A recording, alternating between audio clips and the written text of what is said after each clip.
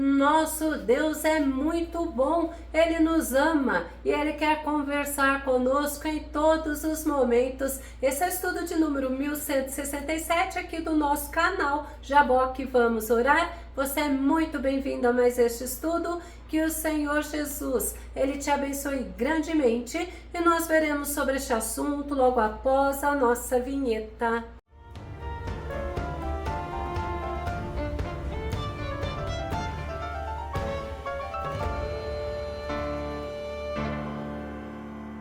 Nós precisamos parar e pensar o que tem nos impedido de conversarmos com o nosso Deus, pois Ele está atento a nós, Ele quer nos ouvir e Ele é o Deus vivo que responde às nossas orações. Vamos ao nosso tema, conversando com Deus. Nosso texto base está no livro de Isaías, capítulo 41, verso 21, que diz: apresentai a vossa causa, diz Yahvé, apresentai as vossas razões. Convoca o rei de Jacó. O profeta Isaías nos ensina que somos convidados pelo Senhor a apresentarmos diante dele as nossas causas, as nossas petições. Somos convidados a termos relacionamento, somos convidados a conversarmos com o nosso Deus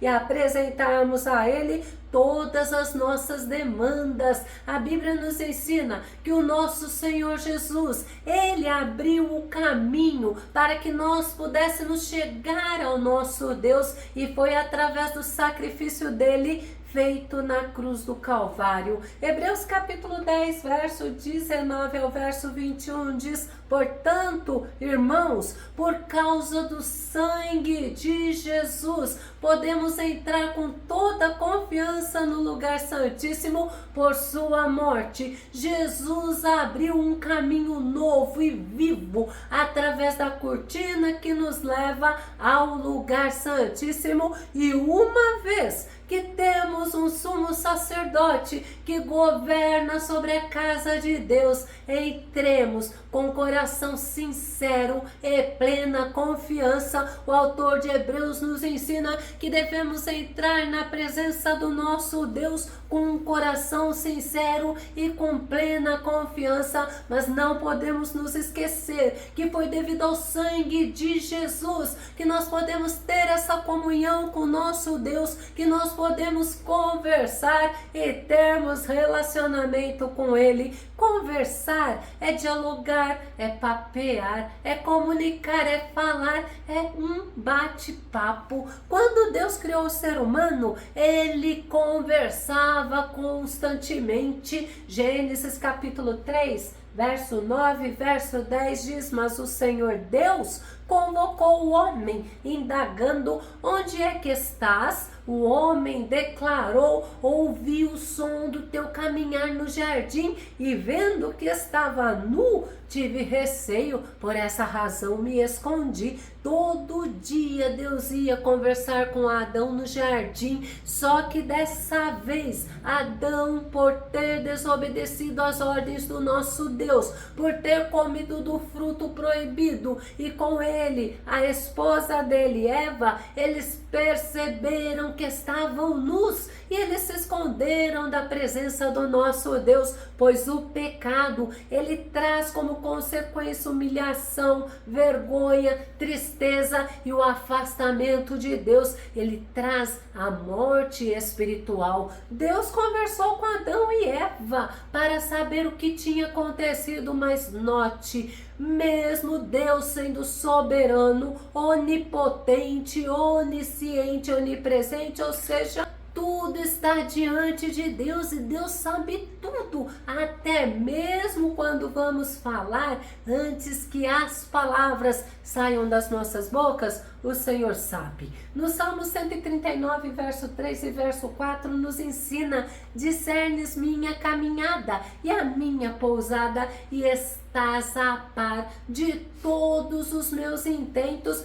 porquanto a palavra ainda não chegou à minha língua, e tu, ó Eterno, já a conheces completamente. Discernir é identificar, é perceber, é reconhecer, é avaliar. O nosso Deus, Ele é maravilhoso, Ele é poderoso, Ele nos conhece profundamente e tudo está às claras diante dele. Hebreus capítulo 4, verso 13 diz: e não há criatura alguma incógnita aos olhos de Deus. Absolutamente tudo está descoberto e às claras diante daquele a quem deveremos de prestar contas. O nosso Deus conhece todas as coisas. A Bíblia nos ensina que Ele sabe quantos fios de cabelo nós temos em nossa cabeça. Ele sabe quantos são. Aí você pode me perguntar se Ele sabe de tudo ou porque quer falar conosco. Simplesmente porque Ele sabe de tudo, mas Ele quer se relacionar com o ser humano. Certa vez, Abel e Caim, eles ofereceram ofertas ao Senhor. Gênesis capítulo 4, verso 3 e verso 4 diz assim: passado o tempo, Caim apresentou alguns produtos do solo em oferenda ao Senhor. Abel, por sua vez, ofereceu as primícias e a gordura de seu rebanho. Ora, o Senhor aceitou com alegria a Abel e sua oferta, ou seja, Deus se agradou da oferta de Abel, mas Ele não se agradou nem de Caim e nem da sua oferta. Esse fato deixou Caim irado, mas o Senhor, que conhece todas as coisas, sabia o que estava passando no coração de Caim, e o nosso Deus falou com ele. Gênesis capítulo 4, verso 6 e verso 7 diz: então o Senhor abordou Caim: porque estás furioso? E por qual motivo teu rosto está transtornado? Se procederes bem, não é certo que serás aceito? Entretanto, se assim não fizeres, sabe que o pecado espreita a tua porta e deseja destruir-te. Cabe a ti vencê-lo. O Senhor alertou a Caim, mas Caim não deu crédito ao alerta do Senhor e ele agiu com maldade. Ele matou o irmão dele, ele matou a Abel, mas Deus conversou com ele e desta vez trazendo juízo. Gênesis capítulo 4, verso 9 ao verso 11. Então o Senhor inquiriu Caim: onde está teu irmão Abel? Retrucou Caim: não sei, acaso sou eu o protetor do meu irmão? Exclamou o Senhor: que fizeste? Ouve, da terra o sangue do teu irmão clama a mim, portanto agora és mais amaldiçoado que a terra que abriu a boca para tragar de tuas mãos o sangue de teu irmão. Inquirir é perguntar, é indagar, é sondar, é se informar. Caim, ele apelou ao Senhor e disse que o castigo seria maior do que ele conseguiria suportar. Caim, ele fez sua escolha, ele não gostou do resultado, mas Deus falou com ele, Deus o alertou e ele ignorou. O nosso Deus, ele é Deus amoroso, mas também ele é Deus de justiça. Quem reconhecia isso? Davi. Vamos conferir? Salmo 11, verso 7 diz assim: porquanto justo é o Senhor e ama a justiça, os íntegros verão a sua face. Não podemos nos esquecer da lei da semeadura, não podemos nos esquecer da justiça e do amor do nosso Deus, pois o nosso Deus ama a justiça e Ele é o justo juiz. Davi, ele caminhou com Deus em obediência e ele não ignorava a justiça e o amor do Senhor.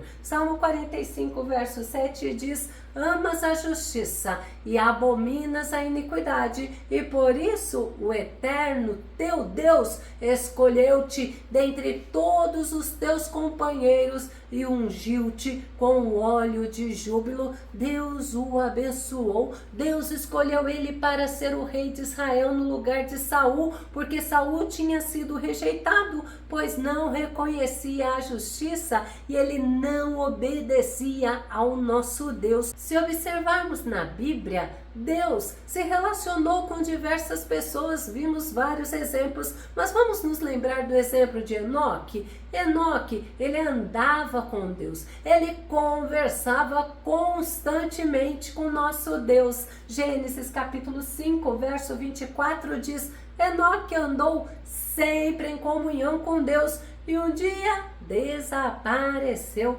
porquanto Deus o arrebatou. Enoque, ele tinha comunhão, ele tinha intimidade, ele tinha relacionamento com Deus, eles conversavam constantemente e certo dia Deus o levou para si. Enoque não provou a morte, pois o Senhor o arrebatou.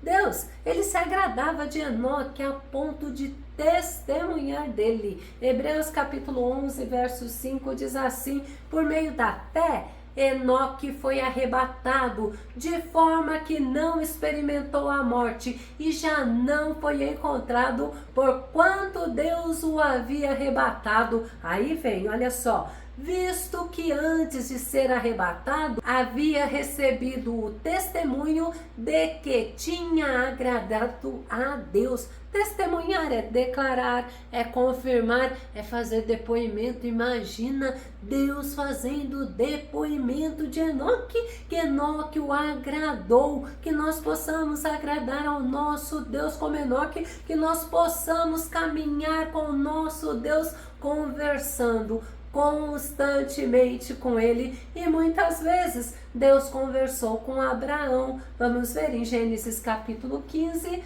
verso 1 e verso 2 diz: passados esses acontecimentos, o Senhor falou a Abrão por intermédio de uma visão: não temas, Abrão, eu sou o teu escudo e grande será a tua recompensa. Olha o diálogo deles. Contudo, Abrão declarou: ó Todo-Poderoso Senhor meu Deus, de que valerá uma grande recompensa se continuo sem filhos? Eliezer de Damasco é quem vai herdar tudo que tenho. Abraão, ele não tinha restrição com nosso Deus, eles conversavam. Abraão era sincero e Deus falou com ele sobre a aliança e a promessa de um herdeiro.